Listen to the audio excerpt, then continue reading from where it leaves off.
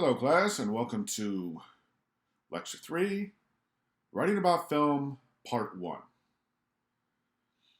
And here in our first slide, we have a still from Can You Ever Forgive Me from a few years ago, where Melissa McCarthy plays a writer who gets involved in some plagiarism based on a true story. A very good movie, great performance by her, and a really good movie about writing. So I suggest you check that out if you haven't. Okay, so what are we going to talk about in this lecture? Well, we're going to give a basic overview of the three types of film writing. Then we're going to look in detail at how to write a film review, which you're going to do as your assignment in this lesson. And then we're going to get into writing the critical analysis, because not only do I want you to write critical analyses throughout the course, but your final paper is a critical analysis. So we want to make sure that you know exactly how to do it. And in our writing the critical analysis section of the lecture, we will look at the thesis. We'll talk about gathering ideas to make your argument. We'll talk about how to structure your essay. And we'll give you some basic tips and suggestions for good writing. That's all coming up in part 3. Okay, so what are our three basic types of writing about film?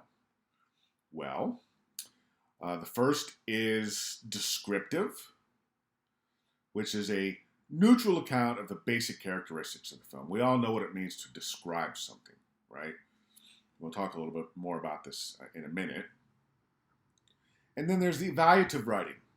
Evaluative means that you evaluate the film based on its merits, whether or not you think it's good or bad, right? You present a judgment or an opinion about a film's value. And then finally, the most sophisticated kind of writing about film, and the kind that you'll do in a film studies class and a film studies program, is interpretive. And that's when you present an argument about a film's meaning and significance, right? You'll actually propose ideas about what a film means and how it achieves that meaning through formal film techniques. And we'll talk about all of this in detail. Okay, so descriptive writing. As it suggests, descriptive writing describes a film without evaluation or judgment. Most descriptions of narrative films relay plot events, right? While a description of a documentary might describe not only the topic of the film, but also the approach.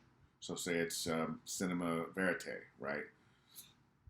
How the material is presented. While descriptions do not offer judgments, they may go beyond a simple plot summary to describe the genre. For example, saying if a film is a Western or science fiction or a comedy,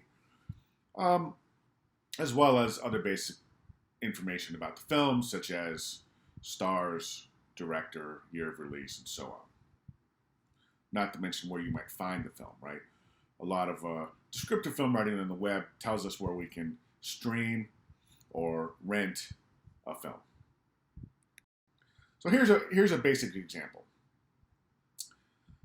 The interstellar battle between the Autobots and Decepticons rains destruction down on planet Earth as director Michael Bay adapts Hasbro and Takara's popular Transformer franchise into a big-budget live-action summer tentpole extravaganza and this ambitious sci-fi action feature starring Shia LaBeouf, Tyrese Gibson, Bernie Mac, John Turturro, Jon Voight, and of course Optimus Prime and Megatron.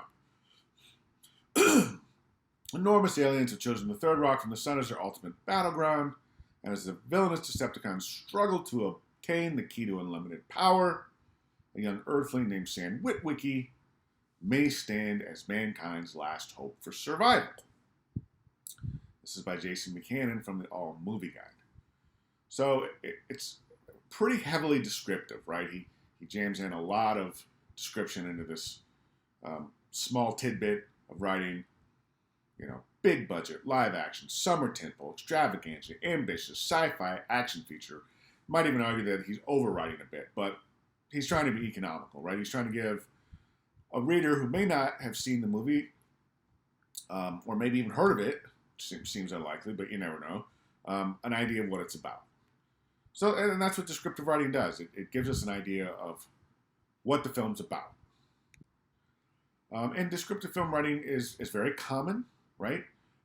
You'll read it all over the place and can be found in tons of different, sites about TV and movies, like Rotten Tomatoes or Metacritic or Internet Movie Database, right? All these places that we visit regularly to get our film information. Of course, DVD cases, and in the days when people still bought DVDs, right? They'd pick up a DVD in the store and look at the back and say, oh yeah, this looks interesting to me. Programs for film screenings, maybe at a film festival. So, for example, if you go to Sundance, right, they'll give summaries of all the films that are playing there. Books about film, of course. And the function is basically just to give potential viewers an idea of what the movie is about. And you're going to be called upon to do descriptive film writing in all of your writing about film. Why? Well, because it's the first essential component. We can't evaluate a film and tell somebody what our opinion of it is. We can't make an interpretive argument about a movie unless we first let our reader or our viewer, if we're making a YouTube essay, know what the film was about. You can't just leap in. And a lot of young writers and a lot of students and a lot of amateur writers make that mistake. They leap into discussing their feelings about a film or their take on what a film means without giving their audience a solid enough foundation. So make sure that you're keeping this in mind as you write. And descriptive writing, like all writing, it's good practice. It helps you build skills in close viewing, right? Really paying attention so that you can write down what you've seen. Critical analysis, it's the first step in paying that close attention that helps you recognize patterns, right? Or different kinds of stylistic elements, or maybe a message from a film or a TV show. Synthesizing and synopsizing, right? Being able to summarize. The whole key of writing is that it should be efficient, it should be economical, it should be streamlined, no matter what it is. Always use the less words possible. And so as you practice descriptive writing, you should bear that in mind. And you'll definitely use descriptive writing in all of your critical papers at the university level, as well as pretty much anything you write. Whatever job you have, you're probably going to be called upon to write a report, to put together a presentation, to send emails, whatever it is. So these are really skills that you can take with you anywhere in life. They travel pretty well. It's not just about writing films. So that gives us an idea of descriptive writing. Let's move on and talk about what we mean by evaluative writing. Evaluative writing is a claim that presents a judgment expressing the author's belief the film is bad, good, mediocre, flawed, etc. Right? What do you think about the film? It's the same kind of discussion you'll have about films and TV shows or any kind of media with your friends, right? You talk about what you liked and what you didn't. And then oftentimes reviewers, professional reviewers and amateurs too, there's certainly a lot of amateur film reviewing on the web and in the form of blogs, will give grades, right? You'll give a letter grade or 2 thumbs up or 4 stars, whatever it is, which helps summarize the critic's judgment. And then the longer review gives the specific reasons for why the reviewer came to that judgment. Why did they think it's a 1-star film, right? Why is it so bad? And then they'll let you know. So a very basic example of an evaluative claim is just to say that a movie is great. The Dark Knight is a great film. It's a good start because it lets your reader, your viewer, or your listener know what you think about the movie, but it doesn't give much information beyond that. So, you want to aim for stronger evaluative claims, which include the reasons why the evaluation is positive or negative, so that your audience can understand what you mean, right? The Dark Knight is a great film because it includes exciting and well-staged scenes of combat. Okay, so now the reader, viewer, or listener knows that you appreciate exciting, well-staged scenes of combat, and that films that stage combat excitingly are great films in your mind, right? So it gives a reasoning into your it gives insight into your reasoning. Excuse me. It gives a basis for the judgment. Okay, and that gives us an idea of descriptive and evaluative. Let's move on to interpretive. Evaluative criteria is most often seen in the movie review, as we discussed, which takes on a number of forms in print, on television, and the internet. And though some movie critics are very good writers, obviously they're doing it for a living. They've been doing it for a long time. They have a lot of readers. People want to know what their opinions are because they trust them or they share their sensibilities, right? They bring a sophisticated level of film discourse to the culture, right? You can read a review by that person and be like, okay, that's a thoughtful take. But ultimately, their discussion of film comes down to whether or not it's good or bad, right? Whether or not you should see it. And so they're not very analytical. And there's nothing wrong with that. It's important to have evaluative writing. It's important to have that discussion of what we think is worthy in our culture. But there's more to interpretive writing. So as David Bordwell, one of your authors in the course, says, film studies, it seems to me, is an effort to understand films, right? Not just to say whether or not we like them, but to understand them and the processes through which they're made and consumed. Film scholars, like himself, mount explanations for why films are the way they are, why they were made the way they were, especially during a specific historical time, which, might account for why a movie is so racist if it was made in the 1930s, for example. Why they are consumed the way they are, how people watch them, what they're trying to get out of them, right? And most ordinary film journalism, most reviews don't really ask those why questions. They don't pursue them very far.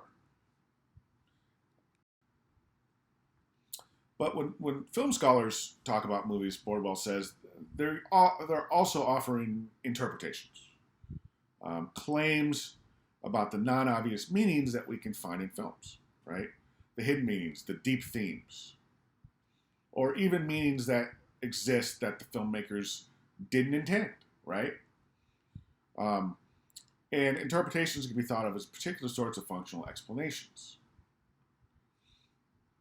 An interpretation presupposes that aspects of the film, the style, the structure, the plot, the filmmaking elements, contribute to its overall significance. And so what scholars do is they look at those aspects of the film and they try to understand how and why they've been put together to trace out patterns of meaning. And you're going to do that. So why? Well, who cares, right? Like, they're just movies. Well, no. I mean, movies are very powerful cultural artifacts. Television, the same. Video games, the same, right? All the stuff on YouTube, Snapchat, TikTok, Instagram, all the visual media is very powerful, obviously, because we can see how many people can be exposed to it. And so it's important to unpack why so many people are watching those things and the kind of impact it's having on them, and what the message is and how the message is being delivered.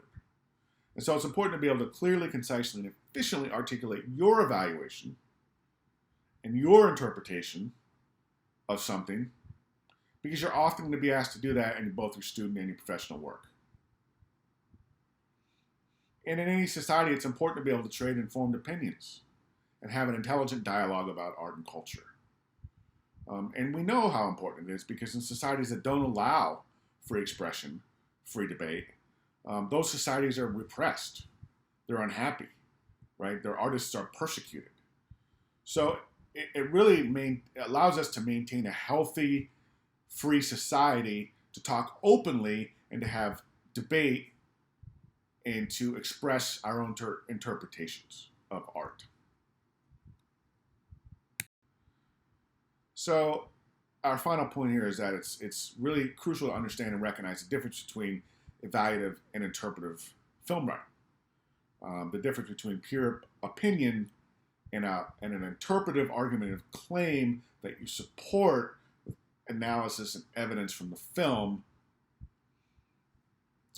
In other words, it's important that you show somebody why you believe what you believe in order to try to convince them of your point of view, right?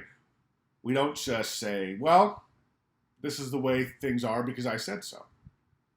I think we can look at a lot of examples in our society right now where we're getting in a lot of trouble because people are expecting other people to believe things on faith, right? And I'm not talking about religion. I'm talking about just sight unseen. We don't want to do that. Our society, to function democratically, needs to, and for us not to be taken advantage of by the people in power, we need to be able to think and express ourselves critically and ask critical questions. And so that's why this goes beyond just writing about film. These are tools that you can take into your life.